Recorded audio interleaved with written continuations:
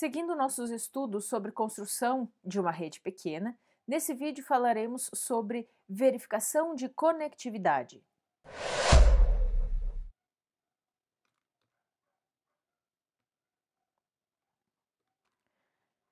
Independentemente de uma rede ser pequena ou grande, nova ou velha, muitas vezes é necessário fazer verificação de conectividade, seja para redimensionar uma rede existente, seja para resolver problemas de conectividade. Então, você sempre vai querer ser capaz de verificar se os componentes estão corretamente conectados uns aos outros, se os serviços estão ativos, se a sua rede está funcionando da forma adequada. Um comando que pode ser utilizado é o comando ping, que é o comando que está disponível na maioria dos sistemas operacionais e ele permite testar rapidamente se existe conectividade entre alguns hosts na rede, seja dentro da rede interna, seja com a rede externa. Então, o comando ping ele usa mensagens de ICMP echo e echo reply para fazer verificação. Então, o que acontece? O seu computador ou um determinado host, ele vai enviar uma mensagem de ping, ele vai mandar uma mensagem para um determinado destinatário. Essa mensagem vai ser enviada para a rede e o destinatário depois vai devolver a resposta. Então, esse aqui é o ICMP echo, isso aqui, e essa resposta é o echo reply. Então, como funciona isso na rede? Vamos pegar aqui um cenário em que nós temos alguns hosts que estão conectados na rede. Vamos verificar a configuração de IP desse dispositivo. Então, vamos verificar usando o terminal. Aqui no Windows, o comando é ipconfig, o comando é ipconfig, ifconfig é o comando do Linux, e ele vai trazer informação sobre o IP. Então, o IP desse dispositivo é 192.168.2.2. No PC3, vamos verificar se é possível alcançar o dispositivo PC6, que é o 192.168.2.2. Então, primeiro vamos verificar o IP dele, ipconfig. O IP dele é 192.168.2.2. Então, como eu verifico a conectividade? Usando o comando ping. Ping 192.168.2.2. Quando a gente faz as primeiras requisições, a gente vai receber request timeout. O que significa isso? Significa que a mensagem ela foi enviada para o destino, mas o remetente ele vai esperar um determinado tempo para receber essa resposta. Se esse tempo esgotar, então é cancelada a requisição e ele passa a fazer uma nova requisição. E aí você não recebeu a resposta do destinatário, então aconteceu um request timeout. Por que nesse caso aconteceram dois request timeout? Porque o processo inicial ele exige um ARP na rede. Né? Então essa rede ela acabou de ser iniciada, a gente não tinha feito nenhuma comunicação nessa rede, então por causa do processo de ARP, que é a descoberta do MAC associado a um determinado IP, esse processo ele demora alguns milissegundos e isso resulta em um request timeout para o ping. Então aconteceu um ARP dentro da LAN 1 e aconteceu um ARP dentro da LAN 2. Para o primeiro ARP, a gente recebeu o primeiro request timeout. E para o segundo ARP, a gente recebeu um segundo request timeout. Depois, a comunicação aconteceu com sucesso. Se eu testar novamente, vai acontecer, a comunicação vai acontecer com sucesso. Dentro da LAN, é esperado que os tempos de comunicação sejam baixos, na ordem de 1, 2 milissegundos. Aqui a gente já tem um atraso importante da rede, ó. 28 milissegundos é um atraso importante na rede, então é preciso verificar se está acontecendo alguma coisa, né? No Windows, quando a gente faz uma requisição de ping, o Windows encaminha 4 requisições para verificar justamente porque existe essa variação nos tempos. Quando a gente faz essa requisição em um sistema Unix-based, o sistema ele vai enviar várias requisições até você cancelar. Vamos ver como funciona.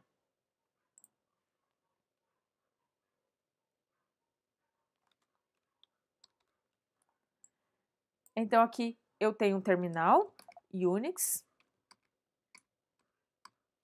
e eu vou fazer um ping para uma rede remota. Então, eu vou fazer um ping pro 8.8. Opa! Vou fazer um ping para o 8.8.8.8.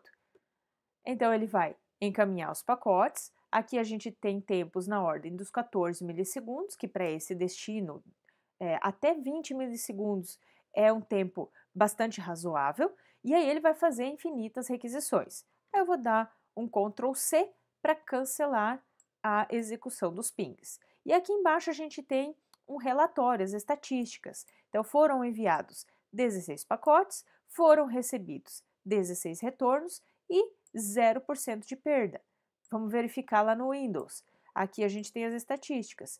4 pacotes enviados, 4 recebidos, 0 de perda. Aqui nós tivemos 50% de perda. Então, o ping é uma ferramenta bastante útil para verificarmos conectividade.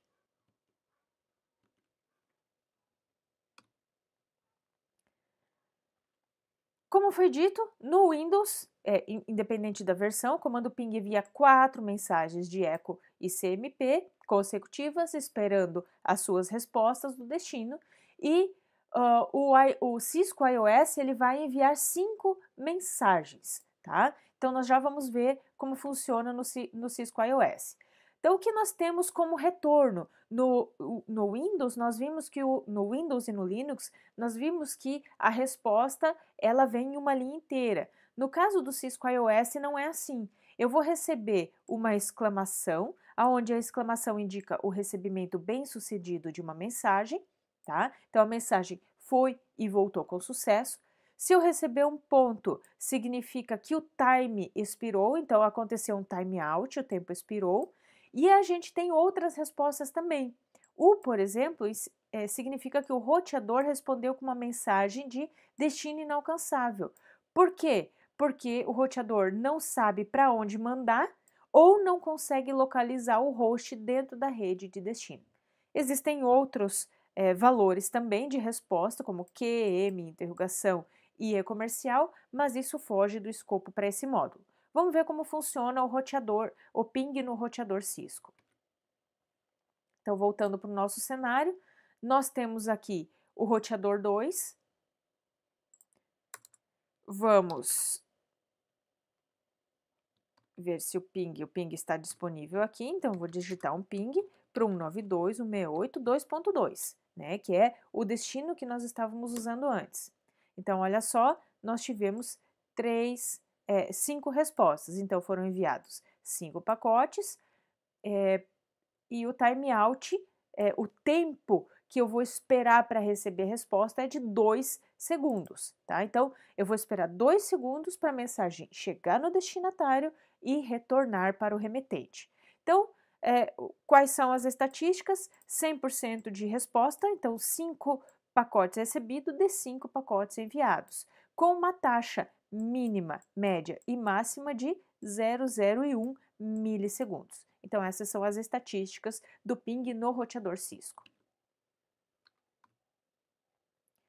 A gente tem também no Cisco iOS o ping estendido, que ele permite a gente fazer algumas alterações no comportamento na requisição da rede, tá? Então, eu posso alterar, por exemplo, qual é o IP da origem. Mas como assim? Por que eu vou querer saber qual é o IP da origem? Vamos imaginar nesse cenário aqui. Eu estou enviando um ping do roteador 2 para o roteador 3. Vamos dar uma olhada como está a configuração das interfaces.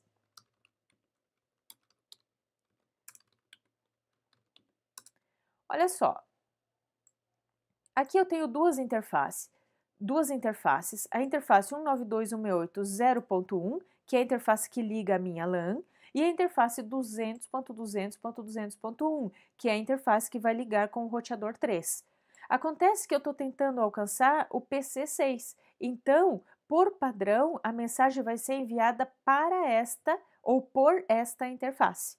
Então, quando eu fizer um ping estendido, eu posso dizer, olha só, eu quero que a requisição seja originada deste IP, né, o IP dessa interface, para saber se essa rede consegue alcançar a rede remota, porque pode acontecer algum problema de roteamento e aí o meu roteador ele não está configurado, ele não consegue descobrir. Então, em vez de mandar direto para o roteador 3, eu vou passar pelo processo de roteamento do próprio roteador 2.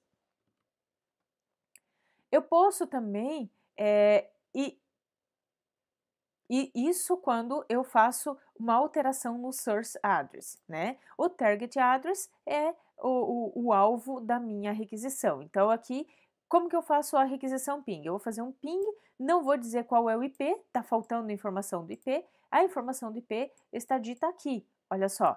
Então, se eu colocar um Y nos comandos estendidos, eu posso alterar o IP da origem. E aí eu consigo também dizer, por exemplo, alterar várias informações, como o tempo, quantos pacotes eu vou mandar. Então, por padrão, ele manda 5, por padrão, ele espera 2 segundos para receber resposta. E eu consigo alterar esses valores por esses comandos estendidos. Vamos fazer um exemplo. Então, eu vou fazer um ping, sem informar qual é o destino, não vou mudar a informação do protocolo, vou informar qual é o destino, 192.168.2.2, o mesmo destino anterior, quantos pings eu vou mandar. Então, por padrão, ele vai mandar 5. Vamos pedir 7 agora. Não vamos mudar aqui o tamanho do pacote, o tamanho do datagrama. O timeout está em 2 milissegundos, a gente pode aumentar, diminuir para 1, aumentar para 3, vamos diminuir para 1, para ver se temos alguma mudança nesse comportamento. Comandos estendidos. Vamos dizer qual é o IP de origem. Então, 192.168.0.1, para dizer que é a interface gigabit 0 e não para sair por essa interface. Então, a gente força a origem passar por essa interface. Tipo de serviço vamos manter, DF, não vamos mudar as outras informações. Então, vamos lá. Todos os pacotes enviados. Então, olha só, eu mandei 7 pacotes e o meu tempo de timeout é de 1 segundo. Então, esses foram os valores que nós mudamos aqui.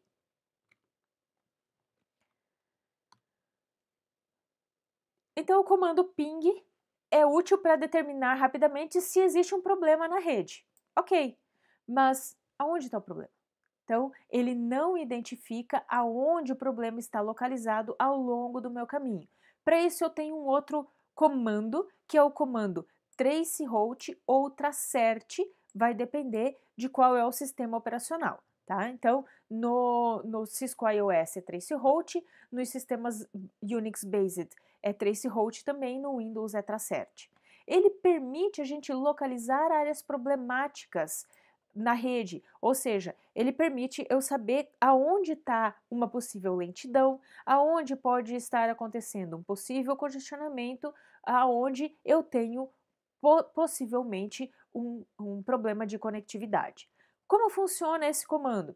Esse comando, ao invés de mandar a mensagem diretamente para o destino, ele vai mandar a mensagem para o próximo salto. Como ele faz isso? No cabeçalho do pacote da camada de rede, existe um TTL, o Time to Live, tá? Esse TTL não é um tempo, tá? É um número de saltos.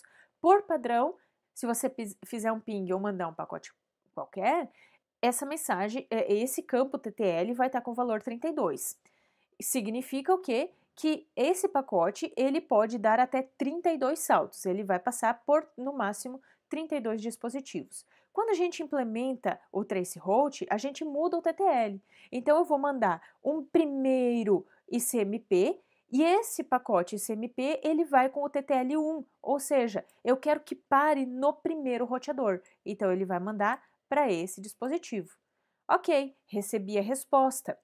Normalmente, nos sistemas, eu vou mandar 3 traceroutes, tá?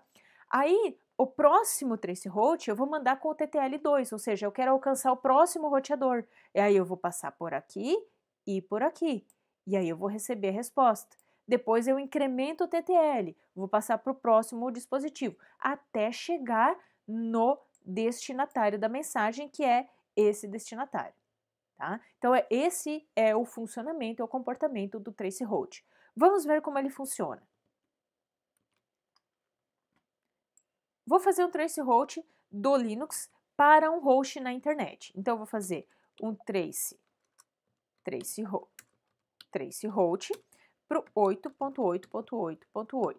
Eu vou colocar o "-n" para ele não resolver o nome, tá? Então, eu vou colocar "-n" e ele vai enviar mensagens para o destino. A gente está mapeando o comportamento da rede. Então, o que eu tenho aqui? O primeiro pacote ICMP enviado, então ele enviou 3 pacotes ICMP, este e este. Então, nós vamos ter 3 campos do pacote ICMP. O primeiro pacote foi enviado para o primeiro salto. Então, eu quero saber quem é o primeiro salto. Quem respondeu foi o 192.168.3.1, que é o gateway desse dispositivo. Então, a primeira resposta demorou quase 5 milissegundos, né? 5.490 milissegundos. O segundo demorou 3, quase 4 milissegundos. E o segundo demorou 2, quase 3 milissegundos. Então, ó, a gente tem uma variação no comportamento da rede. Depois, incrementamos o TTL, foi para o próximo salto e nós alcançamos a rede 172.22.11.256. E esses aqui são os tempos. Depois, nós alcançamos outro dispositivo, aparentemente é dentro da mesma subrede, provavelmente. Aqui nós devemos ter saído para outras subredes, olha só, mas aqui a gente tem um comportamento diferente. Então, quem respondeu no quinto salto, nós tivemos 2 hosts que responderam no quinto salto. O primeiro foi o 172.29.1.34, ele respondeu a primeira e a segunda requisição, e esse roteador aqui, com esse endereço, respondeu uma das requisições. Então, a gente tem aqui a resposta vindo de 2 roteadores diferentes. Por que isso acontece? Provavelmente balanceamento de carga. Então, eu posso ter saído por um roteador e depois eu posso ter saído por outro roteador, tá? Então, isso acontece também, olha só, no 8º salto, e no 9º, e no 10º. No 10º aqui nós saímos por 3 caminhos diferentes. 11º também, e o 12º também. No 13º salto, nós alcançamos o nosso destino, ou seja, existem 13 roteadores entre a minha origem e o meu destino, sendo que o 13º é o meu destinatário.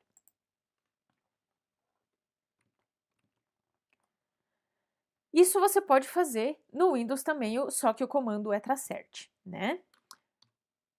Muito bem.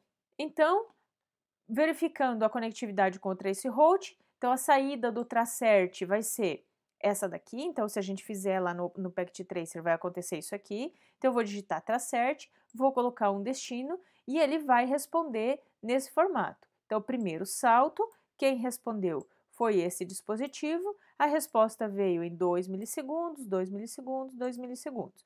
Quando receber um asterisco, significa que o time expirou, então deu um timeout, tá? Então, o próximo salto não respondeu, deu um timeout, aconteceu alguma coisa e o roteador desse salto não respondeu. Pode ser uma falha no caminho, pode ser congestionamento na rede, o pacote só pode estar atrasado, aconteceu alguma coisa que ele não respondeu.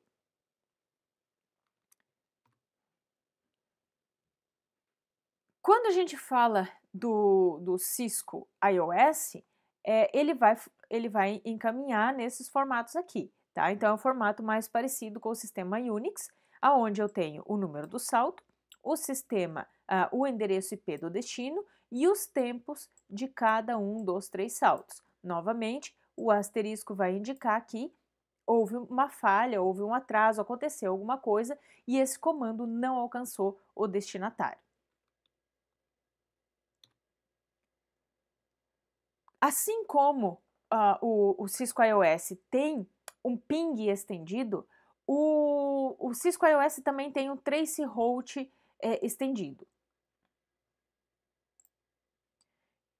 Então, o comando traceroute estendido, ele permite que você faça alterações nas informações do salto. Então, eu tenho uma configuração padrão para o traceroute e para o tracert também, e eu posso mudar esses parâmetros colocando algumas opções. Então, se você digitar lá no Windows tracert barra interrogação, ele vai trazer informações sobre o que você pode mudar. E aqui eu tenho, por exemplo, esses campos que tem o colchetes, eles são opcionais, tá? Então, o que eu preciso informar sempre, por padrão, tracert e o meu alvo. Ok, mas eu também posso colocar "-d", "-h", "-j". E o que significa isso? Bom, "-d" no Windows não resolva nome, que eu usei o "-n" no sistema Unix, né? "-h" vai ser o número máximo de saltos, "-j" a rota ao longo da... A rota eu quero que trabalhe apenas com IPv4, eu posso trabalhar apenas com IPv6, eu posso traçar rotas com IPv6, a origem precisa ser IPv6, enfim, eu posso fazer algumas alterações. No Linux, olha só, no Linux eu vou digitar traceroute --help, e aí ele vai me trazer algumas informações. Eu posso usar também o comando man traceroute para ele trazer o manual. E aqui nesse manual eu consigo descobrir o que eu posso fazer e ele vai me trazer a descrição. O "-a", "-d", "-e", e aqui eu vou encontrar o meu "-n", olha só, coloque o endereço numericamente sem trazer os nomes dos servidores, né? Então a gente tem várias opções aí para fazer alterações. Por padrão, só o traceroute já é suficiente. E o Cisco iOS permite ainda você fazer a alteração de outra forma, né? Então você só digita traceroute e aí ele vai te dando algumas opções e você altera ou deixa conforme o padrão, né? Como você digitou traceroute sem dizer quem era o alvo, primeira coisa você precisa dizer qual é o alvo. Depois você pode, assim como no ping, dizer qual é a origem. Então a origem é 192.168 0.1, por exemplo, que foi o padrão que a gente usou. E aí você pode fazer alteração de outros parâmetros conforme ele permite, e aí ele vai fazer o envio do traceroute, tá?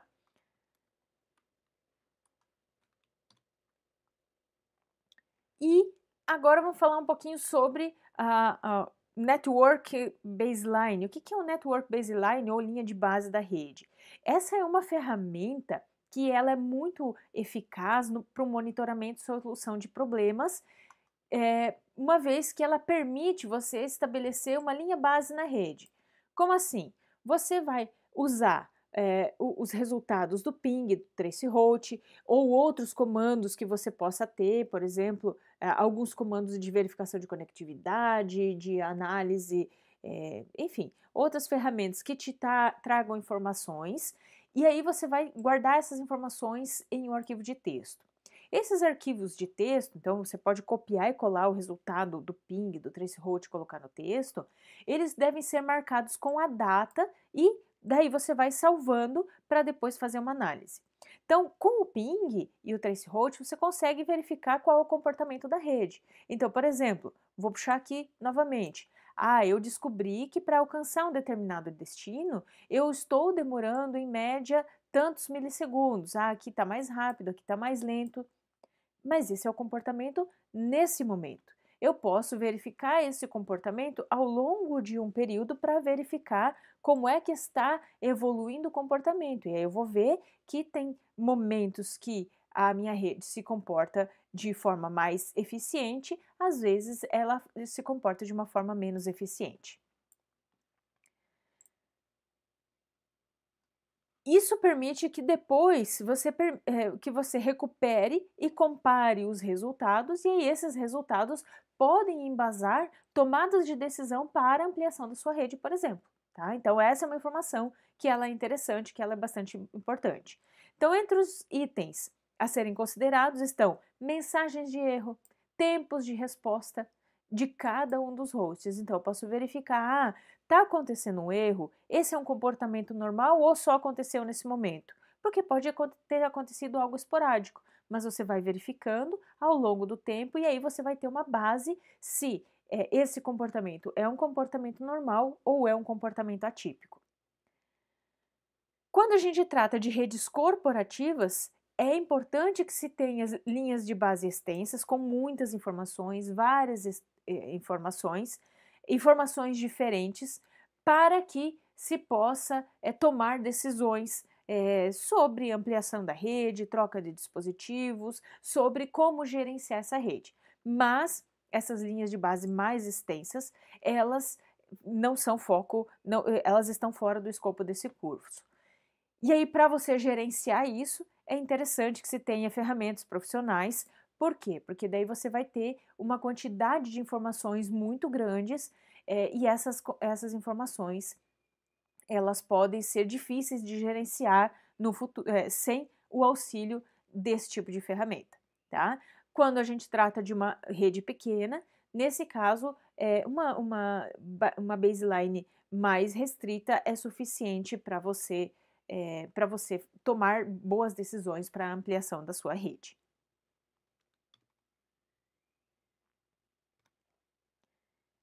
Nesse vídeo, nós falamos sobre verificação de conectividade. Passamos por alguns comandos, ping, trace, route, e vimos qual é o comportamento desses comandos na rede e o que eles permitem, e o que eles nos permitem descobrir sobre o comportamento da rede.